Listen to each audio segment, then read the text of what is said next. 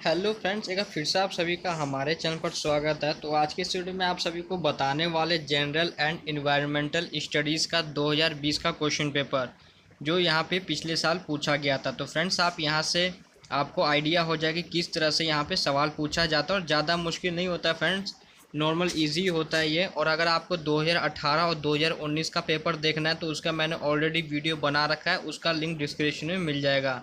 तो चलिए फ्रेंड्स, हम 2020 का पेपर डिस्कस कर लेते हैं। तो यहाँ पे पूछा गया था Bhagavad Gita was written by. तो आप यहाँ पे देख सकते हैं जो आंसर जो टिक हो रखा है, ज़रूरी नहीं है कि ये सही आंसर है, आप इसको क्रॉस चेक कर लीजिएगा क्योंकि ये फ्रेंड्स स्टूडेंट का लिखा हुआ है तो उसने यहाँ पे टिक लगाया हुआ है। उसके बाद फ्रेंड्स यहाँ पे सेकंड क्वेश्चन पूछा था America is an example of dash economy. तो आप यहाँ पे देख सकते हैं। उसके बाद थर्ड क्वेश्चन था grand trunk road was built by. उसके बाद था यहाँ पे friends Guru Govind Singh was the dash Guru of six. तो इस प्रकार से यहाँ पे सवाल पूछा जाता है, जनरल सवाल होता है, जैसे कि इसका नाम ही है जनरल इन्वायरमेंटल एंड स्टडीज़।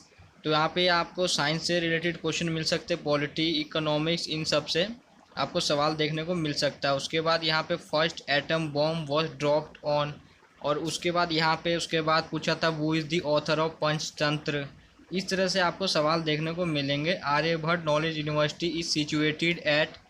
और उसके बाद headquarters of Vaishali district is. उसके बाद यहाँ पे पूछा कि Yes Bank is a dash bank. उसके बाद यहाँ पे पूछा गया कि Raja Ram Mohan Roy was a famous.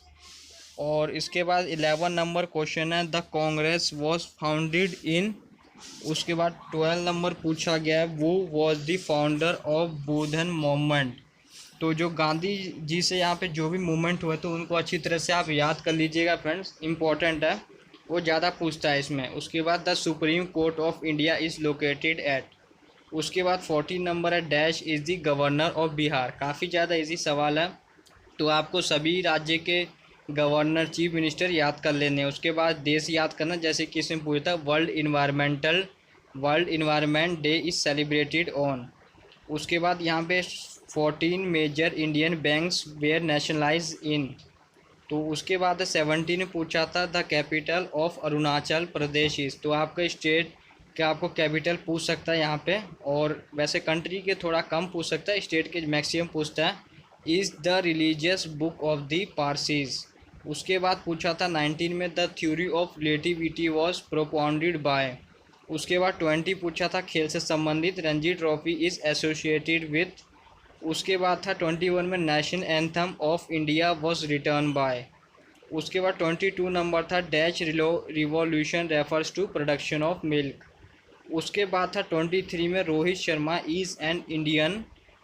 और ये तो सभी को पता होगा, क्रिकेट प्लेयर होगा इसका आंसर। उसके बाद 24 में पूछा था the tenure of Lok Sabha is dash years.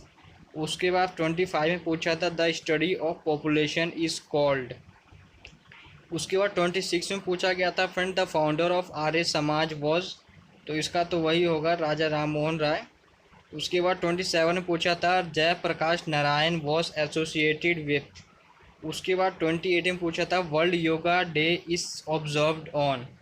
उसके बाद 29 में पूछा था वो इज़ नोन एज लौह पुरुष। उसके बाद था 30 में is not a democratic country. उसके बाद फ्रेंड्स था 31 में Adam Smith is the father of. उसके बाद 32 में पूछा था the biggest commercial bank in India is. उसके बाद 33 में पूछा गया था friend the financial capital of India is. उसके बाद 34 में पूछा था यामिनी कृष्णा मूर्ति इज़ अ फेमस। उसके बाद 35 में पूछा गया था the Patna university was founded in the year. उसके बाद 36 में पूछा गया था the constitution of India is divided into dash parts. उसके बाद 37 में पूछा गया था friends how many members of the Rajya Sabha are nominated by the president of India. उसके बाद 38 में पूछा था India entered into globalisation process in the year. उसके बाद 39 में पूछा गया था total sanitation campaign was launch in the year by the government of India. उसके बाद 40 नंबर में पूछा गया था the maximum number of members of Lok Sabha is. उसके बाद 41 में पूछा गया था इजेमा इज़ अ डिजीज़ ऑफ। उसके बाद 42 में पूछा था भास्कर वॉज एन इंडियन। उसके बाद फ्रेंड 43 में पूछा गया था Mount Abu is situated in. उसके बाद आपका 44 में पूछा गया था third battle of Panipat was fought in the year. उसके बाद आपका 45 में पूछा गया था is the oldest of the Vedas. उसके बाद फ्रेंड्स आपका 46 में पूछा गया था the consumer protection act has been enacted in the year. उसके बाद 47 में पूछा था in India right of education is a. उसके बाद 48 में पूछा था Holi cow is the national animal of. उसके बाद 49 में पूछा गया था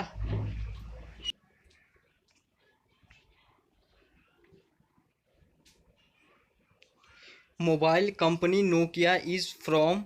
उसके बाद 50 में पूछा गया था ICT स्टैंड्स फॉर। उसके बाद फ्रेंड्स 51 में यहाँ पे आप देख सकते हैं पूछा गया था the term ecosystem was coined bye. तो यहाँ से आपका सेक्शन बी स्टार्ट हो जाता है। उसके बाद 52 नंबर में are considered as producers in a food chain. उसके बाद फ्रेंड 53 में यहाँ पे आप देख सकते हैं are directly dependent on producers for living. तो यहाँ पे अगर आपको हिंदी में अच्छा लगता है पढ़ना तो आप हिंदी में वीडियो को पॉज करके पढ़ सकते हैं। उसके बाद 54 में पूछा गया था the animals which feed only other animals are called. उसके बाद फ्रेंड लिखा हुआ था यहाँ पे 55 में decibel is a unit of. उसके बाद 56 में पूछा गया था proteins are not found in. 7 में oranges and lemons contain vitamin. उसके बाद 58 में पूछा गया था insulin is used in the treatment of. तो यहाँ पे आपसे जनरली बायो का भी क्वेश्चन पूछा जाएगा। उसके बाद 59 में पूछा गया था anaemia real due to the deficiency of. उसके बाद आपको ये सब याद कर लेना कौन से डेफिशिएंसी से क्या डिजीज़ होता है। उसके बाद यहाँ पे 60 नंबर में पूछा गया था वर्मी कंपोस्टिंग इन्वॉल्व्स।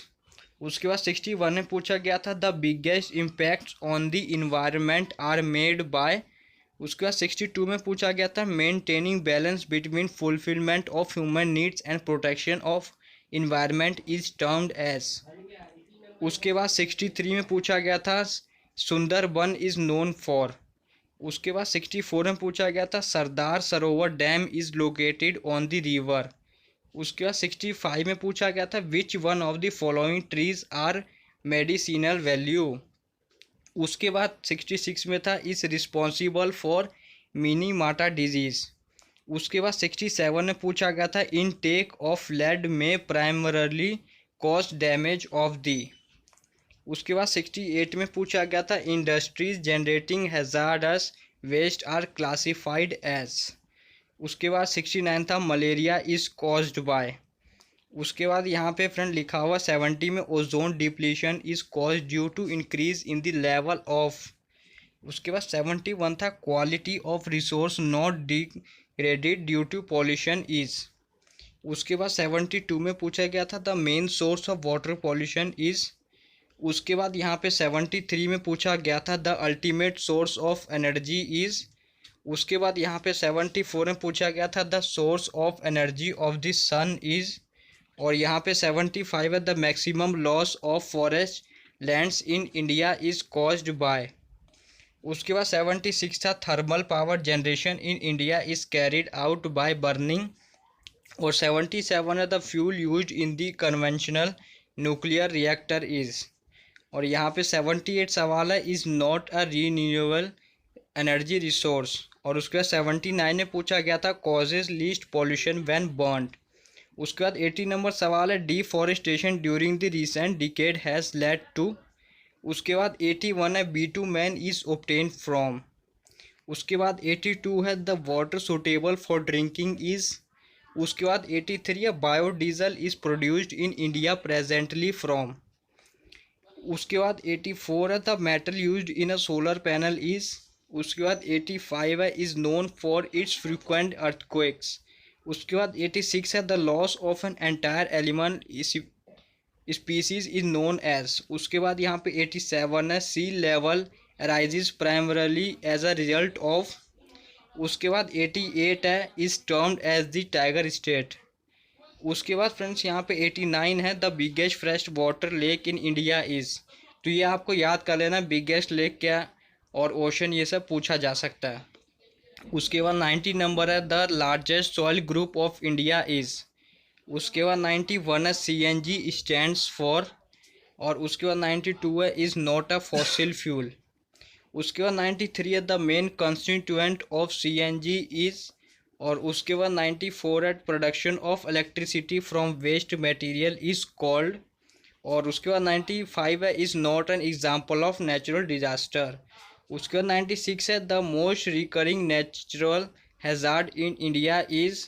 और उसके बाद फ्रेंड 97 सवाल है the point where the movement that it riggers an earthquake is. उसके बाद 98 है the Tehri dam is located in. उसके बाद 99 है Baba Amte was the leader of. और उसके बाद फ्रेंड्स यहाँ पे लास्ट सवाल है in which year was the Kyoto protocol sign. तो यहाँ पे टोटल 100 क्वेश्चन हमने डिस्कस कर लिया है। तो उम्मीद करता हूँ आपको ये वाला वीडियो अच्छा लगा होगा और आपको काफ़ी हेल्पफुल रहा होगा फ्रेंड GS एग्ज़ाम के लिए। तो प्लीज़ वीडियो को लाइक, चैनल को सब्सक्राइब करें for more update. Thanks for watching this video.